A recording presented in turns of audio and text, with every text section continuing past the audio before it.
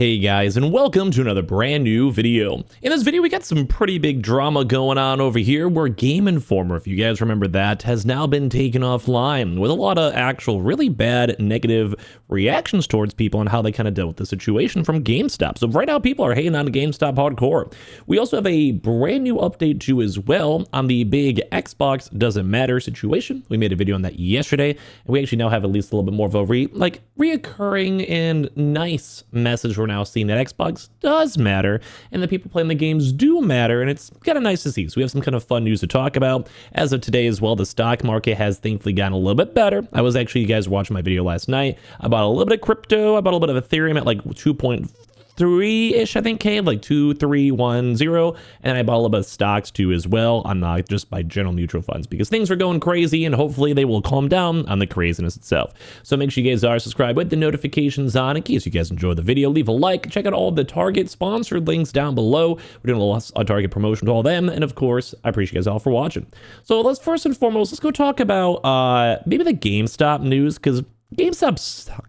I couldn't even get that out of my mouth. Just sucks, man. So if you guys don't know, GameStop actually owns Gameinformer. When I was a kid, I used to love getting Gameinformer. I used to have a little GameStop membership card. I'd get the nice cool magazine every month, and then I'd have a chance to check out upcoming games and look at pictures. And this was kind of more before the internet was super relevant, before I had like something better than dial-up. And I'm probably dating myself a little bit here, but yeah, it used to be a good vibe. There's a lot of games I used to remember. And as of right now, after 33 years, Gameinformer is now officially shut down. And people are not happy about it because GameStop obviously owns it. And want to know why? Because they did the ultimate insulting move. Now, Gameinformer has been pretty relatively well known. I'm sure you guys know about it or have seen it or followed it. It had a lot of Twitter followers, a lot of people involved with it, have seen it throughout the years. I'm just sure. And so it's just done. It went off there, just basically GameStop just shut it down, which I don't know why. I mean, magazines are kind of dated. People liked it, I don't know. But they shut it down. They got rid of it. And the staff were basically blindsided by the news. No one knew what was going on. And it was only 13 employees, which in theory is not that much of a big issue for GameStop. They just rose billions of dollars by selling their stock on the most recent GameStop run-up. So they got money, they got leeway. And it kind of sucks because, well, it's just done. It's just offline. Then GameStop announced the shutdown of the official Gameinformer X account with a goodbye statement thanking readers for being part of its epic quest. And then Gameinformer staff then suggested they had nothing to do with the brief, cringy statement that reads like ChatGPT outputs. And then soon after, they were alarmed to find that the entire Gameinformer website had disappeared. So the whole website's gone. And all the articles, gone. And the entire social media, everything, gone. And they were saying for this too, the Gameinformer X account went active again. And this is because some former Gameinformer staff members apparently still had their passwords and did one final send-off, which I can understand why GameStop wouldn't like it. If you think in the pure business corporate account, life, do they really want to have someone who is not authorized sending out tweets, even if it's very, very nice and wholesome for the community? I understand it. I don't approve of that though. I think anyone who worked and started to build stuff, even if it's at the tail end, should always have a nice, wind down. They're allowed to say thank you for them working on stuff, in my opinion. But I also understand the corporate side of it, where you just can't have people posting willy-nilly. But once again, if it's done, it's done. Give a proper send-off to the users. And the now deleted post and also now deleted account, which made people very upset with GameStop, because it's just let people have the send-off. They worked hard, they kept it running, they already lost their jobs. Just make it chill.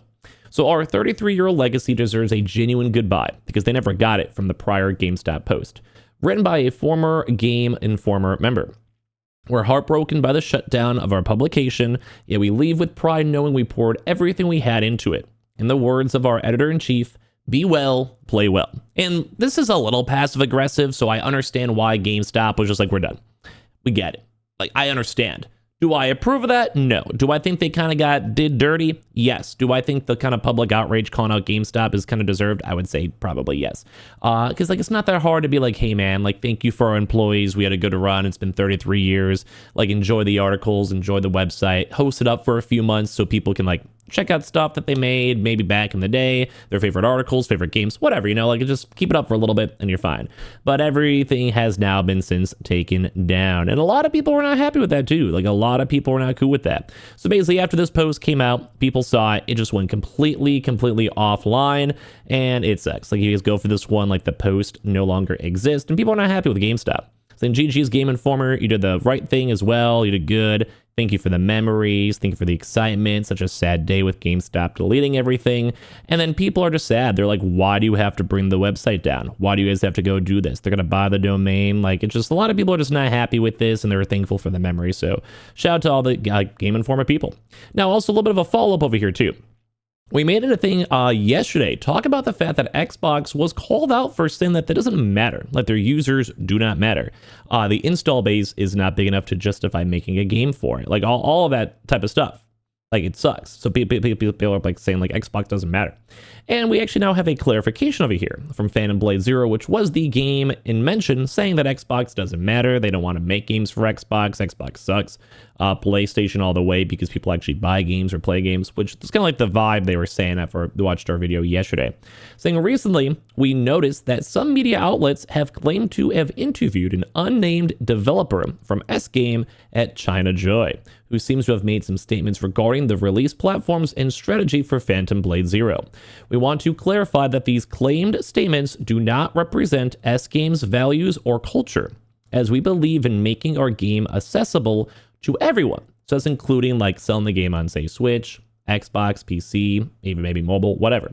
But more so in regards to this context, Xbox. Because they were saying that like no one's going to buy a game on Xbox. It's not worth our development manpower to buy games on Xbox. It just doesn't matter. But I disagreed. When I was even making that video, I was saying, no, Xbox has a good user base. They will buy games, and over time, their console will keep on growing, and it is still a platform that people should care about. Plus, also, people have bought Xboxes and Series S's, and they should have a chance to get games they want to play.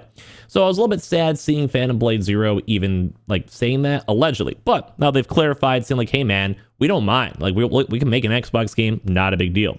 Saying we are hard at work on both the development and publishing fronts to ensure that as many players as possible can enjoy our game at release and in the future, which is nice. Basically saying like, hey, we're not against making something for Xbox.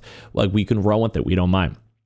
Our team is looking forward to sharing more development updates soon, and we are excited to bring our world premiere demo to Gamescom as of this month. And some people are calling them out. Now, even when I cover the news, now it kind of was apprehensive. I kept on saying, you guys could rewatch the video. It's up there in case you guys think I'm glazing or whatever. I was like, no, I think Xbox matters. I think Xbox is a platform people should develop on. I think Xbox has good hardware.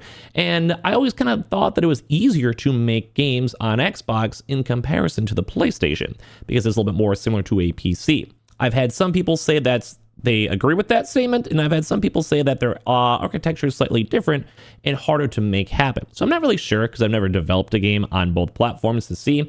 But either way, if you have an Xbox, you want to play games. You want to buy games. If you are a game company, and you shouldn't go and just completely disregard let's round up to 30 million install base that might get bigger over time, because that's just a big audience you can still sell games to. And like that's big. Honestly, that'd probably be bigger than the Switch in terms of higher end graphics, because as you guys know, the Switch is slightly dated and you can't, run games as well.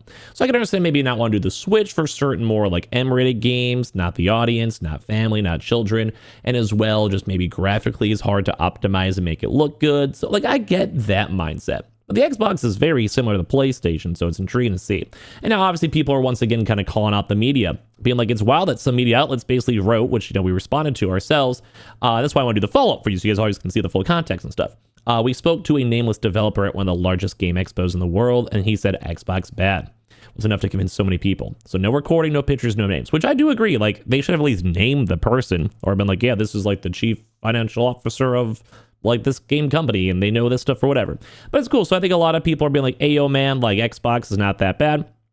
Some people are trying to be like, nobody does need an Xbox, though, just because that's just usually like Twitter, all that. But it's nice. I think a lot of people are like, this is a good on everyone for clarifying, appreciate the clarification. And like I said, Xbox is good. Like Game Pass isn't a vibe for every game. It does make things harder, yeah. And it's probably why a lot of games do end up on Game Pass. You get an extra few $1 million or hundreds of thousands of dollars or percentage sales or whatever, guaranteed money to go make a game for Xbox. So it makes sense in why some people would like it. But I think a lot of people are kind of chill. They're like, hey, like, I just thank you for still caring about Xbox at the end of the day. So give me your thoughts and comments on all the stories down below. We'll probably have another video. Check out all the Target links down below for the summer holiday sales. #ad. We have the Twitter and Twitch down below. And I appreciate y'all so much for watching in the first place.